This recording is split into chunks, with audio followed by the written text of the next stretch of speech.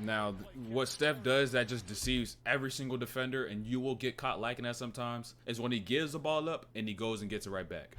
And also peep De'Aaron Fox's eyes. He throws the pass, and now Fox's eyes automatically go to the ball because that's a habit we have as hoopers in general. But now Steph is already going in to get that ball right back, and Fox loses sight of Curry. So now Curry is able to get loose on the other side of Looney, get a three. I'm telling you, it's hard to break these habits though. That was crazy though.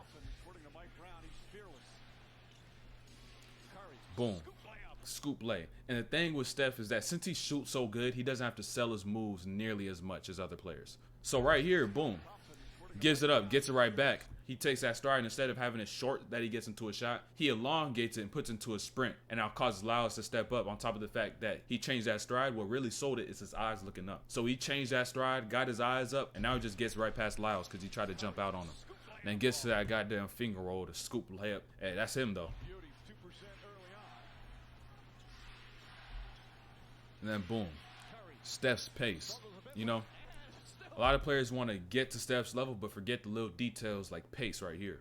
He uses it twice, which allows him to get to where he wants. Boom right here, slows down, Terrence Davis steps up, boom, behind the back. Slows down once again right here, just for Fox to be able to step in to help, and then for him to step out. And he steps out as Steph slows down. Now Steph gets down that lane, finds that little leg, gets that touch.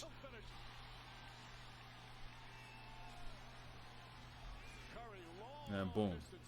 Now, come on. Like we're talking about with this Terrence Davis matchup, that's not going to help on Steph. You already allowed him to see where he's going to shoot. He let it off, and now you try to put your hand over his face, over his head. It's not going to work. You should have put Davion Mitchell on the fact that Terrence Davis has lacked the experience to guard Steph and Clay over this series. He's maybe guarding for like, what, 2 games now? Whereas Davion Mitchell's been guarding for 5 or 6 games actually, for 25 minutes, 30 minutes a night. And on top of that, Davion Mitchell's more skilled as a defender to guard anybody. The way he's not even able to stay in front, but his ability to recover in front of ball handlers. And he's able to play clean defense, minimal fouling. And he's able to do all that stuff. I think that's a bad move. A lot of minutes, just under 40 per game in this series. Keeps that dribble alive, looking for an opening. I'm telling you, when you drive, please keep your dribble alive as long as you can. If you're attacking on this baseline, you keep that dribble alive, you'll realize that middle gets opened up a lot. Boom, handoff, keeps that dribble alive, goes through 3 defenders. And then he keeps his dribble alive, and as you get to the other side, the defenders begin to relax because they think, oh, he's just going to give the ball up, or they don't really know exactly what to think at times because it's a weird situation. And then boom, Steph's first 2 free throws of the game, right? And mind you, just like Jimmy Butler, who had 56 and 42 to defeat the Milwaukee Bucks in 5 games, who missed his first 2 free throws of the night, Steph did the same. And now at this point, you should realize that if any player misses their first 2 free throws of the night in the playoffs this year, they're about to go stupid. What's good, Ruby? Curry mixing. He'll sit in all the tough threes. But the thing about Steph that a lot of players forget when they see him hitting these type of shots is what it takes when you get in the weight room to be able to do this on the court, which is having good core stability and leg strength, leg stability, full body stability to be able to hit shots like this. Because this doesn't start by you getting in the gym and repping this shot out. It starts by you getting in the weight room so that once you get on the court, it's going to make this easier because you're in more control of your body. And by the way, make sure you subscribe, like, and turn on notifications because we drop breakdown videos daily. And if you want to catch my breakdowns live, make sure you go hit that link in the description, go follow, and let's get right back to it. And boom. You see that little push off, right? That push off is not illegal to an extent.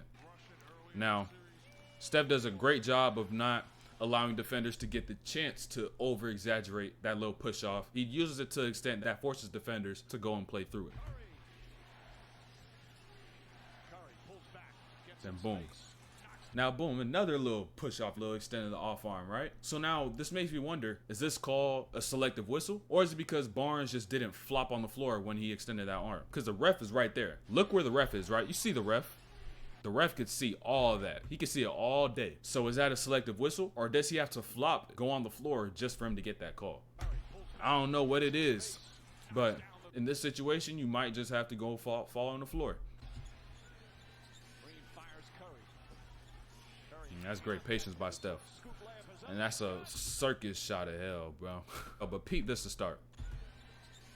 catch. Now, Terrence Davis is behind him. You would think since he's behind him, he'll go and attack, but Fox and Sabonis are right there, and he has no space to go and attack and even to make a kick out if he does attack. So he saved himself right here by staying patient. So boom, Terrence Davis gets back in front, but that whole time he kept his base low, kept his head low, kept his shoulders low. So now as he gets into that rip through, there's less movement. And by having less movement, you as a player get quicker because the defender now has less time to react to you and beat you to your spots. And then boom, comes back, knocks that next one down.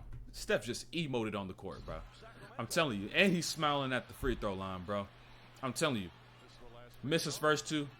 Now he comes back, sticks his arms in the air. This nigga emoted after you hit a free throw. This nigga be having fun. When you hoop, please have fun. Whatever it is internally that allows you to play basketball and have fun, hold on to it and don't lose it. Because the second that you lose it, you're going to start seeing basketball more so as a job instead of as a hobby, an activity that you just love to do, that you just so happen to be able to profit off of.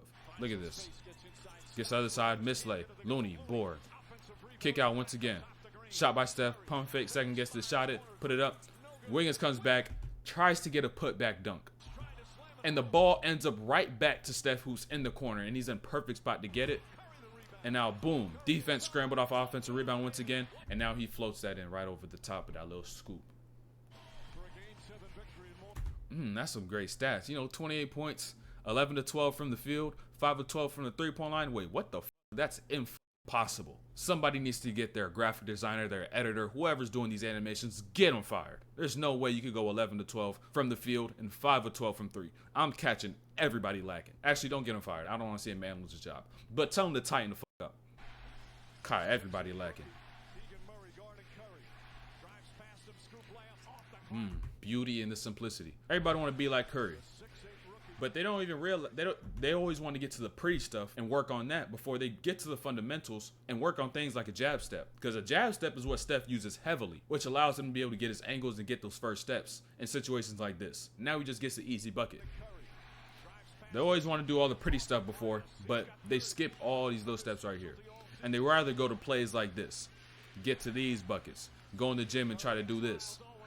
But this really just proves that some of y'all got your mental wrong. Some of y'all want to do what is pretty, but the only thing that it's pretty to is to the person watching. So that tells me that you yourself are externally motivated into how you practice and not in terms of how you need to play the game. You need to realize that. Understand that if you did love the game and you really just want to get better, those easy plays like that jab step, boom, few dribbles, get the lay, will even feel better at times because at the end of the day, both those buckets put 2 points on the board. Then boom, Steph push over. You know, now he gets the other free throws. He's still smiling, bro. He's still having a jolly good time, bro. Still having a jolly good time, bro. Always hoop and always have fun. Please, always do it, bro.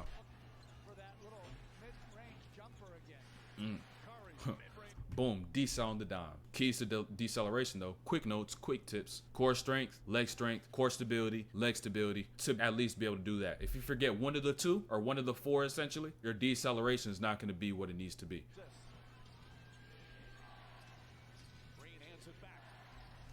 Then boom, Steph. That's a little underhand scoop you do. But if you're a smaller guard, you have to be able to, when you do go and attack and you're taking on a bigger player, you have to jump a little further out than most do. So you can be able to get that ball up and over the top and get off the glass at a good angle. Steph gets his handoff right. Jumps from about this block right here. Just so the trajectory, he could get the ball up and over the top before the big could come over and meet the ball on its way up as he's getting into that lay.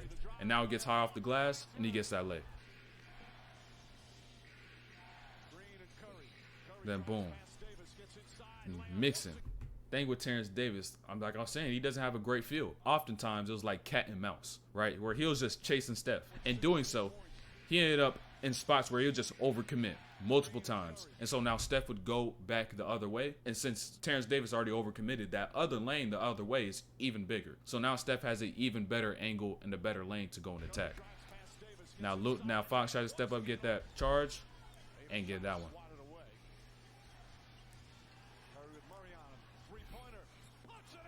You You see, thing is, I got no problem with somebody taking the shot, but to be able to take the shot and make it at a good, efficient clip, Steph has worked on this craft for 3 decades. 30 years plus working on this craft, and now he's able to hit shots like this efficiently and can take them throughout the course of a game without having to worry about is a shot a good shot or not, because he can knock the shit down. It's not 3 months like most hoopers think. They think they could go between one high school season and the next, work out for 3 months, and now boom, you're at Steph's level. No, it don't take 3 months to get to this level. It done took Steph 360 months to get to this level. 3 decades, bro. Come on now, you gotta really perfect your craft. And don't get caught up in the idea that Steph's craft is your craft, because you're different people. That's where people get the shit twisted. Steph's craft is not your craft. Your craft is your craft. Now don't try to go take Steph's craft and say, oh, because Steph did, I could do it too. You gotta figure out what your craft is, what your game is. Steph perfected his craft. Now you gotta perfect your craft. Now you can take little bits and pieces, little bits and parts of his game, figure that shit out, but you can't try to take his whole craft and say, oh, I'm gonna try to do the same exact shit, because at the end of the day, none of us are all the same. So you can't try to do exactly what Steph does on the fact that we're simply just different people. You got to realize who you are and realize what's unique to you.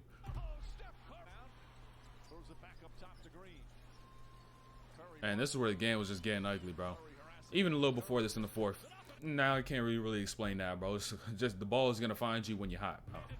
And you're gonna get to your spots and you're gonna get your shot. Hey, bro, Fox was asleep. Fox was knocked out. Fox was in the coma. Fox was not even paying attention, bro.